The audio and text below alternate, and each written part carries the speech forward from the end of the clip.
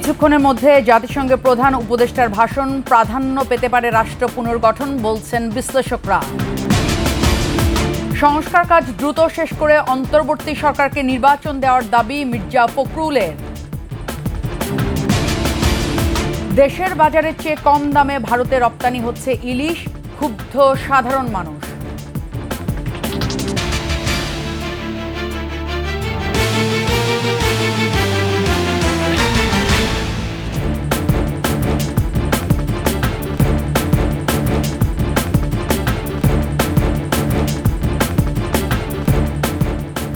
শুনছিলেন first security ইসলামী bank PLC সংবাদ শিরোনাম। আমন্ত্রণ 21শে সংবাদে, আপনাদের সাথে আছি আমি লুবনা রহমান।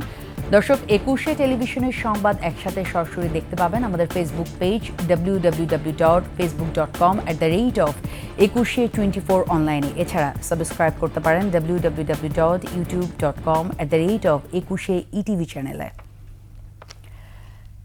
জাতিসংঘ সাধারণ পরিষদের ৭৯তম অধিবেশনের মূল পর্বে কিছুক্ষণের মধ্যে বাংলায় ভাষণ দেবেন প্রধান উপদেষ্টা অধ্যাপক ডক্টর মোহাম্মদ ইউনূস। প্রধান উপদেষ্টার প্রেস উইং জানিয়েছেন, রাত ৮টা থেকে ৯:৩০টার মধ্যে যে কোনো সময় ভাষণ দেবেন প্রধান উপদেষ্টা। বিশ্লেষকরা বলছেন, জুলাই বিপ্লব, রাষ্ট্র কাঠামো পুনর্গঠনের জন্য সরকার গৃহীত সংস্কার কার্যক্রম, রোহিঙ্গা সংকট, জলবায়ু পরিবর্তন, অন্তর্ভুক্তিমূলক অর্থনৈতিক উন্নয়ন এবং অন্যান্য বৈশ্বিক ও আঞ্চলিক বিষয়ে প্রধান উপদেষ্টার ভাষণে স্থান পেতে পারে। বিস্তারিত জানাচ্ছেন নাহিদ সিরাজি নিম্মি। বাংলাদেশের অন্তর্বর্তী সরকার প্রধান হিসেবে নোবেলজয়ী একমাত্র বাংলাদেশি ডক্টর মোহাম্মদ ইউনূসের জাতিসংঘ সাধারণ পরিষদে প্রথম ভাষণ আজ।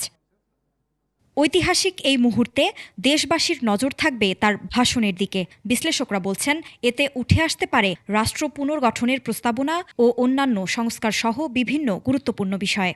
রাষ্ট্র সংস্কারের প্রশ্ন আসছে এবং এই সংস্কার প্রশ্নে আন্তর্জাতিক সম্প্রদায়, বিশেষ করে আমেরিকা সহ অনেকে সহযোগিতা প্রদানের আশ্বাস দিয়েছেন। তো এই বিষয়গুলো আসবে। এট দ্য সেম টাইম বাংলাদেশের অর্থনৈতিক যে একটা সম্ভাবনা আছে, বিকাশের সম্ভাবনা, সেই বিষয়গুলো আসবে। আন্তর্জাতিক যে সম্প্রদায় বাংলাদেশের সাথে কি করে বায়োল্যাটারাল নানান ধরনের পার্টনারশিপের মধ্য দিয়ে বাংলাদেশের অর্থনীতির উন্নয়নে একটা সহযোগী হিসেবে কাজ করতে পারে, সে বিষয়গুলো আসবে। ভাষণে থাকতে পারে পাচার হওয়া অর্থ পুনরুদ্ধারের বিষয়টিও। আমাদের সবসময় প্রশ্ন থাকে যে টাকাটা তো গেল খুব সহজে, বাড়িঘরও কিনে ফেললো, সেটা কেমন করে হয়? কারণ একটা টাইম তো নিশ্চয়ই আছে তাদের একটা বাড়িঘর কেনার, যে কোত্থেকে টাকাটা এসেছে। তো সহজে যদি যেতে পারে তাহলে সহজে ফেরতটা আসবে না কেন? অধিবেশনের সাইডলাইনে রোহিঙ্গা সংকট এবং সমাধান নিয়ে আলোচনা হলেও পুনরায় তা থাকতে পারে প্রধান উপদেষ্টার ভাষণেও। 7 বছর হয়ে গেল একজন রোহিঙ্গাও মিয়ানমারে ফেরত যায়নি, এই কথাটা তিনি সাইডলাইনে কনফারেন্সে বলেছেন। কিন্তু সেটার যে ফোকাসটা, আর জাতিসংঘের জেনারেল অ্যাসেম্বলিতে উনি যে বক্তব্য দেবেন বাংলাদেশের সরকার প্রধান হিসেবে, সেটার বক্তব্য কিন্তু আলাদা। সুতরাং আমরা আশা করি যে মূল বক্তব্যটা ভাষণে তুলে ধরবেন বলে আমরা আশা করি। এছাড়াও গণ অভ্যুত্থানের মধ্য দিয়ে বাংলাদেশের তরুণরা যে পরিবর্তনে ভূমিকা রেখেছে, প্রধান উপদেষ্টা বিশ্ব দরবারে সে বিষয়টিকেও তুলে ধরবেন, এমনটা মনে করছেন বিশ্লেষকরা। গণ অভ্যুত্থানে ছাত্র জনতার যে বিরোচিত যে ভূমিকা, সেটাকে তিনি তুলে ধরবেন। নাহিদ সিরাজি নিম্মি, 21শে টেলিভিশন, ঢাকা। সংস্কার কাজ দ্রুত শেষ করে অন্তর্বর্তী সরকারকে নির্বাচন দেওয়ার দাবি জানিয়েছেন বিএনপির মহাসচিব মির্জা ফখরুল ইসলাম আলমগীর। ফ্যাসিবাদী আওয়ামী লীগ আমলে কোনো নির্বাচন সুষ্ঠু হয়নি, বরং রাষ্ট্রযন্ত্র ব্যবহার করে তারা একদলীয় শাসন ব্যবস্থা কায়েম করেছে বলে অভিযোগ করেন তিনি। গাজীপুর প্রতিনিধি অপূর্ব রায়কে সঙ্গে নিয়ে ওমর ফাহিমের রিপোর্ট। সাবেক বিএনপি নেতা হান্নান শাহের ৮ম মৃত্যুবার্ষিকী উপলক্ষে গাজীপুরের কাপাসিয়ায় সরকারি পাইলট উচ্চ বিদ্যালয়ে স্মরণ সভা। এ সময় বেগম খালেদা জিয়াকে মিথ্যা মামলায় কারাবন্দী করা এবং বিএনপির ১,০০০ কর্মীকে গুমের অভিযোগ এনে সকল নেতাকর্মীদের বিরুদ্ধে মিথ্যা মামলা প্রত্যাহারের দাবি জানান মির্জা ফখরুল।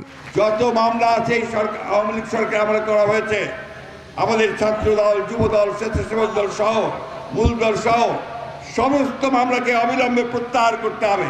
বিগত সরকারের সমালোচনা করে তিনি বলেন, আওয়ামী লীগ এখনও ষড়যন্ত্র করছে। সামনে দুর্গাপূজাকে কেন্দ্র করে তারা দেশে অস্থিতিশীল পরিবেশ তৈরি করতে পারে। এই দুর্গাপূজাকে কেন্দ্র করেও তারা বিভিন্ন রকম অস্থিতিশীল অবস্থা সৃষ্টি করতে পারে। পূজার ব্যাপারেও আপনাদেরকে আমরা এই নিশ্চয়তা দিতে পারি যে বাংলাদেশের সমস্ত মানুষ আপনাদের পাশে দাঁড়াবে এবং আপনাদের উপাসনায় পূজায় যেন কোনো ব্যাঘাত না ঘটে তার জন্য তারা ঐক্যবদ্ধ হয়ে দাঁড়াবে। অন্যদিকে বিশ্ব ফার্মাসিস্ট দিবস উপলক্ষে মহাখালীর ইনস্টিটিউট অফ হেলথ টেকনোলজি মিলনায়তনে যোগ দেন বিএনপি স্থায়ী কমিটির সদস্য ডাক্তার AZM জাহিদ হোসেন। এ সময় স্বাস্থ্য খাতের বিভিন্ন সমস্যা তুলে ধরে সরকারি সেক্টরে উন্নয়নের উপর জোর দেন তিনি। যারা হাজার হাজার টাকা দিয়ে মশারি কিনছে, যারা হাজার হাজার টাকা দিয়ে মাস্ক কিনছে, প্রত্যেকটা লোক যার যার চেয়ারে বসে আছে, তাদেরকে ইমিডিয়েটলি ওখান থেকে যদি রিমুভ না করা হয় তাহলে এই স্বাস্থ্য সেক্টরে কিন্তু সংস্কারের জন্য সরকারের যে উদ্যোগ সেটি ভেস্তে যাবে। ওমর ফাহিম, 21 টেলিভিশন, ঢাকা। দেশের বাজারের চেয়ে কম দামে ভারতে রপ্তানি করা হচ্ছে ইলিশ, এতে ক্ষুব্ধ সাধারণ মানুষ। রপ্তানিতে প্রতিযোগিতামূলক মূল্য নিশ্চিতে শুল্ক আরোপের পরামর্শ অর্থনীতিবিদদের। মেহেদী হাসানের রিপোর্ট। ইলিশের দাম সাধারণের নাগালে রাখতে এবছর রপ্তানি না করার ঘোষণা দিয়েছিল অন্তর্বর্তী সরকার। তবে শেষ পর্যন্ত দুর্গাপূজা উপলক্ষে 2420 টন ইলিশ ভারতে রপ্তানির অনুমতি দেয়া হয়, আর তার প্রভাব পড়েছে ঢাকার বাজারে।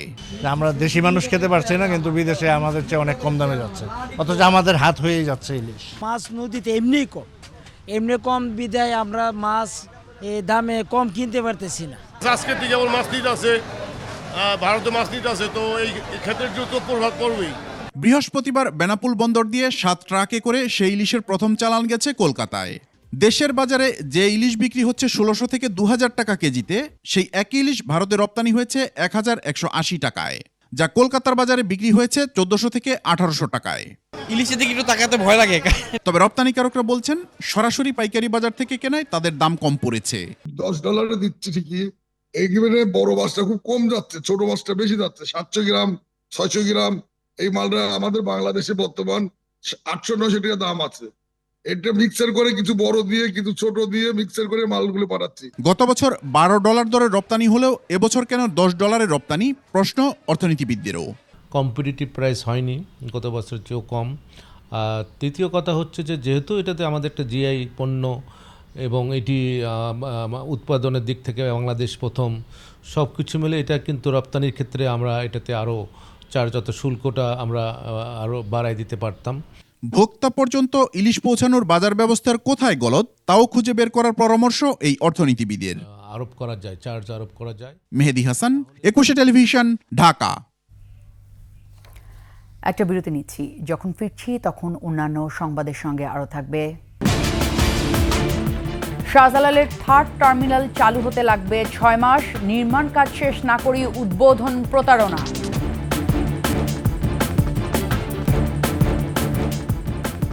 আবার আমন্ত্রণ 21 সংবাদে।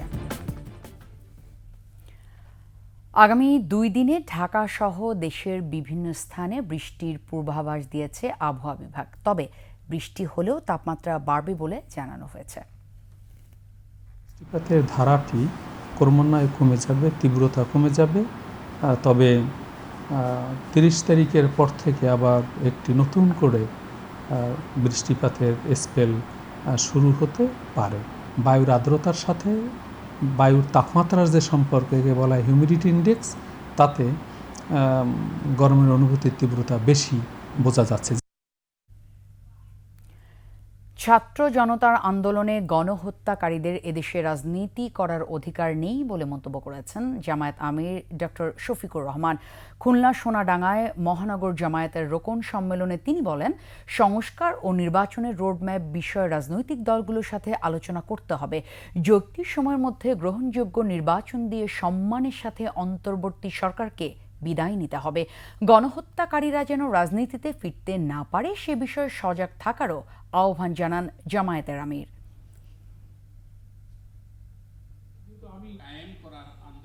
একটা দেশে যারা জনগণের উপর গণহত্যা সংগঠন করেছে, গণহত্যাকারীদের জনগণের ময়দানে রাজনীতি করার কোনো অধিকার থাকতে পারে না। উদ্বোধনের 1 বছর পরও যাত্রী সেবার প্রস্তুতি নিতে পারেনি শাহজালাল আন্তর্জাতিক বিমানবন্দরের 3য় টার্মিনাল। বেসামরিক বিমান চলাচল কর্তৃপক্ষ বলছে, বিভিন্ন সংকট মোকাবেলা করে টার্মিনালটি চালু করতে প্রয়োজন অন্তত আরও 6 মাস। আর নির্মাণ কাজ শেষ না করে এর উদ্বোধন করা যাত্রীদের সাথে প্রতারণার শামিল বলে মনে করছেন অনেকে। মানিক শিকদারের রিপোর্ট। বাংলাদেশের প্রধান গেটওয়ে হযরত শাহজালাল আন্তর্জাতিক বিমানবন্দর।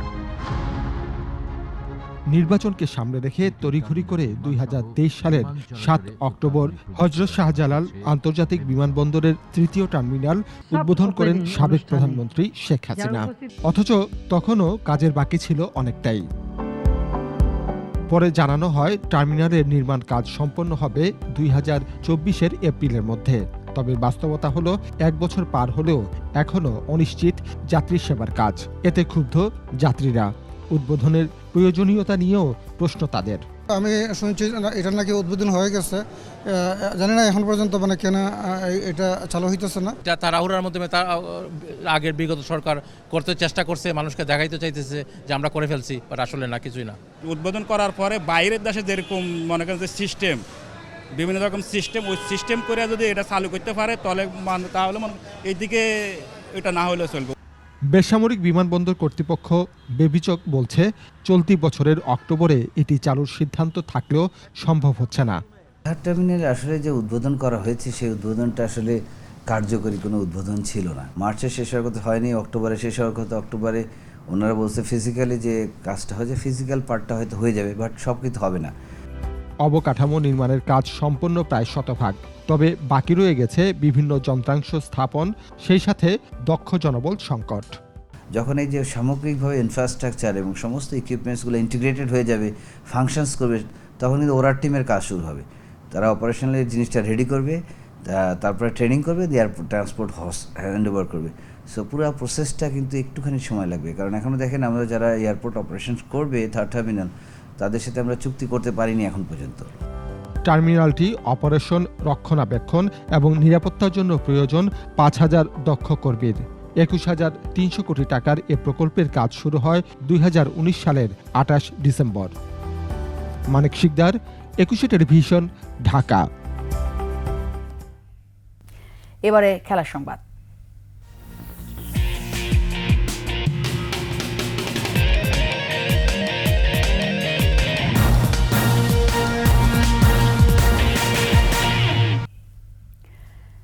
নিরাপত্তা নিশ্চিত করে দেশের মাটিতে সাকিবের শেষ টেস্ট খেলার সুযোগ করে দেওয়া উচিত বলে মনে করেন সাবেক ক্রিকেটাররা। উপযুক্ত সময়ে ক্রিকেটকে সাকিব বিদায় বলেছেন বলেও মনে করেন তারা। মুমসাদ দিনুরের রিপোর্ট। সাকিব আল হাসান মাঠ ও মাঠের বাইরে যা করেছেন তাতেই হয়েছেন সংবাদের শিরোনাম। অবসরের বেলাও তাই। ক্রিকেটে মাশরাফির অনুপস্থিতি বহু পুরনো কথা। সাদা পোশাকে মাহমুদুল্লাহ নেই দীর্ঘদিন। তামিম ফিরবেন কিনা সেটাও অজানা। ছিলেন কেবল সাকিব আর মুশফিক। তবে সাকিব যে থাকছেন না সেটা নিশ্চিত করলেন সাকিব নিজেই। যেটা ফিল করেছিলাম যে আমার লাস্ট সিরিজ হবে টেস্ট ক্রিকেটে স্পেশালি, তো ওইটা নিয়ে আমার চিন্তা ছিল এবং এভাবেই ফারুক ভাইয়ের সাথে এবং বোর্ডের সিলেক্টরদের সাথেও কথা বলা হয়েছে। বাংলাদেশে ফিরে ভালো একটা স্বস্তিকর পরিস্থিতি পাবে না বলেই সে আমার মনে হয় সিদ্ধান্তটা নিয়েছে এবং আরও ক্রিকেট বোর্ড থেকে যে ধরনের একটা আশ্বাস চাচ্ছিল সেটা পাইনি, যে জন্য আমার মনে হয় যে হি থট ইট বেস্ট। মাঠে থেকে ক্রিকেটকে বিদায় বলা বাংলাদেশে এমন ঘটনা বেশ দুর্লভই বলা যায়। তবে সাকিব আছেন সেই সুযোগের অপেক্ষায়। নিরাপত্তা পেলে দক্ষিণ আফ্রিকার বিপক্ষে খেলতে চান ক্যারিয়ারের শেষ টেস্ট। বিসিবিকে সেই প্রক্রিয়া অনুযায়ী আগানো উচিত বলে মনে করেন ক্রীড়া সাংবাদিক। তার নিজের দেশ, সেখানে তার নিরাপত্তা নিয়ে শঙ্কিত হওয়ার মতো অবস্থা গঠন করেছে। আমি ফারুক ভাইয়ের কথা অবাক হয়ে যাচ্ছি। উনি তো যখন যদি সাকিবকে উনি টিমে রাখেন এবং সাকিব যদি টিমে থাকে, দলে থাকে, একাদশে থাকে, যদি খেলার মতো ফিট থাকে এবং তাকে রাখা হয়, তাহলে অবশ্যই নিরাপত্তা ব্যবস্থা বিসিবি করতে হবে। বেশ কয়েকদিন ধরেই নানান ইনজুরি ভর করেছিল সাকিবের। বয়সটাও 37 ছুঁই। উপযুক্ত সময়েই সাকিব অবসর নিয়েছেন বলে মনে করেন সাবেক এই ক্রিকেটার। বাংলাদেশের দলের হিসাবে তো সে নো ডাউট অনেক ইউজফুল প্লেয়ার ছিল। ক্যাপ্টেনের খুব ইজি হয়ে যায় কি একটা কম স্পিনার নিয়ে খেলা, কেন আমার একটা মেন স্পিনার সাকিব, একটা কম মিডলের ব্যাটসম্যান নিয়ে খেলে আমার মেন ব্যাটসম্যান সাকিব। তো এটা অবশ্যই বাংলাদেশ দল তাকে মিস করবে। বাজে পারফরমেন্সের কারণে একের পর এক যখন প্রশ্নের মুখোমুখি হচ্ছেন, সেই সময়ই নিজের অবসরের কথা জানিয়ে দিলেন বাংলাদেশ ক্রিকেটের সবথেকে বড় এই পোস্টার বয়। মুমসাদ দিনুরি, 21 টেলিভিশন। এখন আলোচনার শীর্ষে সাকিব আল হাসানের অবসর ঘোষণা। ক্রিকেটের এই নক্ষত্রের এমন আকস্মিক বিদায়ে আবেগে আপ্লুত হতে দেখা যায়নি কাউকেই। অথচ কত আবেগময় হওয়ার কথা ছিল বিশ্বসেরা এই অলরাউন্ডারের বিদায় মুহূর্ত। কেনই বা এমন হলো? বিস্তারিত জানাচ্ছেন আবু হুরায়রা তামিম। বাংলাদেশের সফলতম এই ক্রিকেটারের ক্যারিয়ার সমালোচনা আর বিতর্কে ভরা। স্ট্যাম্পে লাথি মারা, গ্যালারিতে দর্শক পেটানো, ক্যামেরাতে অশ্লীল অঙ্গভঙ্গি, জুয়ারিদের তথ্য গোপন করে নিষেধাজ্ঞা পাওয়া, জুয়ার বিজ্ঞাপনে মডেল হয়ে বিতর্কের জন্ম দেন সাকিব। শেয়ার বাজারে কেলেঙ্কারির জন্য করা হয় 50 লাখ টাকা জরিমানা। 22 গজের লড়াইয়ে ক্রিকেট বিশ্বে বাংলাদেশকে চিনিয়েছে সাকিব আল হাসান। তার আকস্মিক অবসরের ঘোষণায় কেউ চোখের পানি ফেলছে না, অথচ এই বিদায়টা আবেগপূর্ণই হওয়ার কথা ছিল। সেটা হয়নি তার নানা বিতর্কিত কর্মকাণ্ডে, তার মধ্যে রাজনীতি অন্যতম। মাগুরা 1 আসন থেকে সংসদ সদস্য হন সাকিব আল হাসান। তবে 7 মাসের মাথায় গণ আন্দোলনে আওয়ামী লীগের পতন হয়। ছাত্রদের আন্দোলনে নীরব থাকায় তীব্র সমালোচনার মুখে পড়েন সাকিব।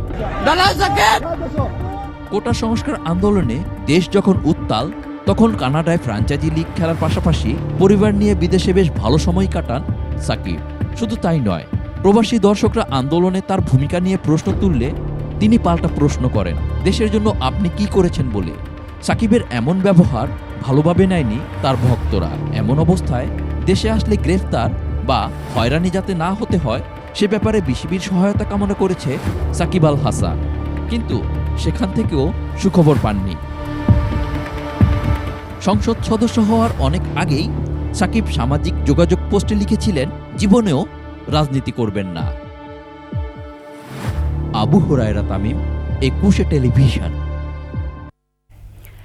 শেষ করছি 21 সংবাদ, তবে যাবার আগে ফার্স্ট সিকিউরিটি ইসলামী ব্যাংক পিএলসি সংবাদ শিরোনামগুলো আরও একবার।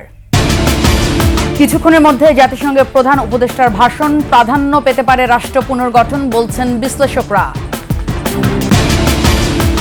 সংস্কার কাজ দ্রুত শেষ করে অন্তর্বর্তী সরকারকে নির্বাচন দেওয়ার দাবি মির্জা ফখরুলের। দেশের বাজারের চেয়ে কম দামে ভারতে রপ্তানি হচ্ছে ইলিশ, ক্ষুব্ধ সাধারণ মানুষ।